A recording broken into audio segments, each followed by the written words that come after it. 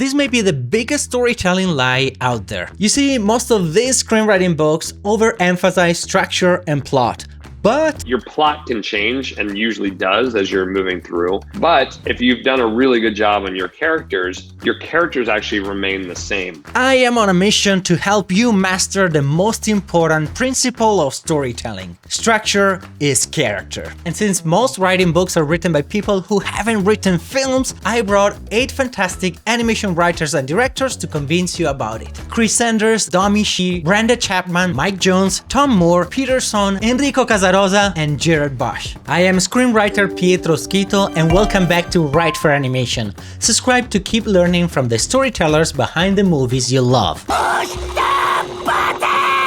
It's okay to start with a character. I had this character in my head, this little sort of monster, and I wanted to do a story surrounding him. That's where this whole thing began. It is a story of a villain that becomes a hero. And that's a great place to start, because that is hopefully a character whose journey is compelling. As writers, we want our stories to explore big, complicated ideas and themes, but this ambition often causes our stories to come crashing down. I would discourage any writer from starting at a place of theme. I would never go into the blank page by saying, I want to do this theme. And I would argue most important is that you find 2 characters that have something about them that are alive in your head, and that their interaction together takes the story into this other realm that makes it entertaining and emotional. Character comes first. Came up with the character of May and Ming and like how they would be in conflict with each other. And then this theme of growing up, of adolescence, of embracing change. All of that stuff came when we got the writer, Julia Cho, to come on board. And the very first draft, like we put in so much stuff because there were all of these themes that we wanted to explore. But then you realize, oh, you only have like 90 minutes. So you have to like choose maybe 1 or 2. Otherwise, it just becomes too much. The farther you go, the prouder I'll be. Here's a quick breakdown of what every character should have. 1. A clear personality. What makes them stand out or interesting? 2. A want. What's a goal or desire they have? 3. A need. What lesson will they learn throughout the story? 4. A lie. What false belief holds them back, and how will they overcome it? And finally, at least one relationship. How do they interact with the people around them? There is more to creating a truly compelling character, and you can learn all about it in this video we made. I start with your character, your main character, or the main characters. Decide what the general concept of the plot would be, just basically what you want that character to learn, and then you build the plot around that.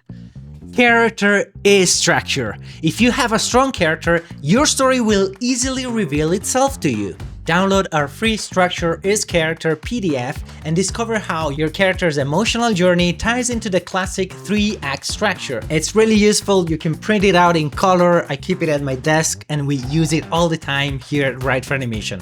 And the link is down below. So much easier now that I can read. But Pietro, my characters are so dull. How can I make them interesting? Great question. Here are 3 ways you can make your characters compelling. First, give them a drive, something that pushes them to keep moving forward. You always thought of him as the kind of guy who you tell him one thing and then he's like, oh, cool, what's next? If he goes into a room, he needs to know what's in the next room. And that felt really interesting, full of questions, wanting to learn. As a kid, I was a little bit like that, but I also think that it was a way to talk about learning that felt non-didactic. I think the way we solved it really is in making a big dream and making a big imagination moment out of learning. Just promise you tell me everything you see! Second, make me care. Give the audience a reason to invest in your character. Ember is a very fiery character. She's got anger, she's got a temper, she explodes. There were notes that were like, oh, it's hard to connect to her. At first I took that as, do I remove this part of her? And you quickly find out like, no, it's really understanding the layers of this character, understanding what that character needs. I needed to understand what she was missing. And once I started playing around, all of a sudden it was the red herring that was covering up that hole. The temper started to become useful because the temper just isn't something that's a part of her. It's literally her interior knocking on the door to the exterior to tell her, look, you're missing something. I don't think I actually do want to run the shop. And third, get to know your character deeply. Even more important than outlines for me personally is actually character breakdowns, and I'll go very deep into character psychology, why they are who they are. Even secondary or tertiary characters, I'll really try to understand what their voice is, why that person's here, why would this character interact with our main characters. I'll spend a lot of times doing character bios and just getting a sense of, in any scene, why is this going to be fun or interesting or provocative or emotional, and how these characters are going to ping off each other. I do that because your plot can change, and usually does as you're moving through. But if you've done a really good job on your characters actually remain the same. You just stick them into a different plot, and then great, here's the same characters that I like, and that works really well. I think a good example is Zootopia. I spent a lot of time on Nick and Hops, and then about a year and a half before the movie came out, we literally threw the entire movie in the garbage and started with a different plot, which would be really hard, except that we knew those characters so well, it almost didn't matter. Fly bunny. Dumb fox. Now, if you're still struggling with creating an interesting character, ask yourself these 3 questions. 1. What's something about me that often surprises other people? For example, people are often surprised to learn that I am a professional juggler.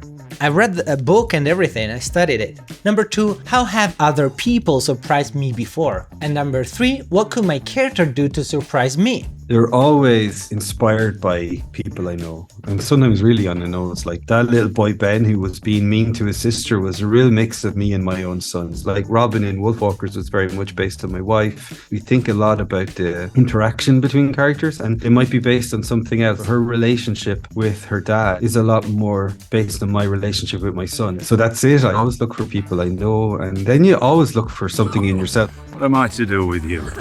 It's not about writing a story about love or death or war. Those are not themes. It's about writing a story about a unique character who goes on a journey to learn something. That journey and that lesson is the theme. The themes can change as you're building and you realize, oh, this would be stronger if it were more focused this way. And then you go, oh, well, but that doesn't fit the theme. So you go back and forth, but yes. That will change my fate. The theme and the story is clarified as you work on it. The first version of Lilo and Stitch, it was certainly a villain that was becoming a hero, but we realized, oh my gosh, we didn't ever figure out why he becomes a hero. In the first version of the story, he was just an alien who was the leader of a gang, and he crash landed on Earth. All of a sudden, Stitch went from being a gang leader to being basically an orphan. Now, same thing, he lands in Hawaii, but what is he missing? A family. What does Lilo and Nani offer him? They offer him a family.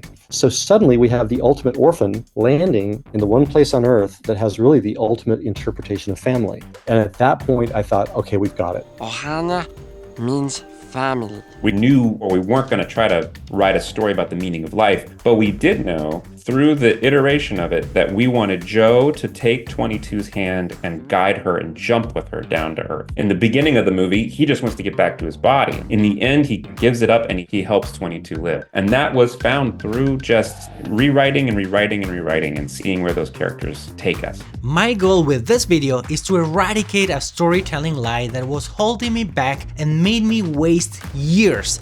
It's not about the plot, it's not about the theme, it's about the characters. Maybe we shouldn't even call it storytelling, more like character telling. Sacre Okay, we won't do that. But if you want your audience to fall in love with your characters, well, you've got to first fall in love with them yourself. So now watch this video where Disney legend John Musker tells you the 7 traits your character needs to become irresistible. I'm Pietro and this is Right for Animation. Thank you for watching and don't forget to subscribe for more videos like this one. See you next time.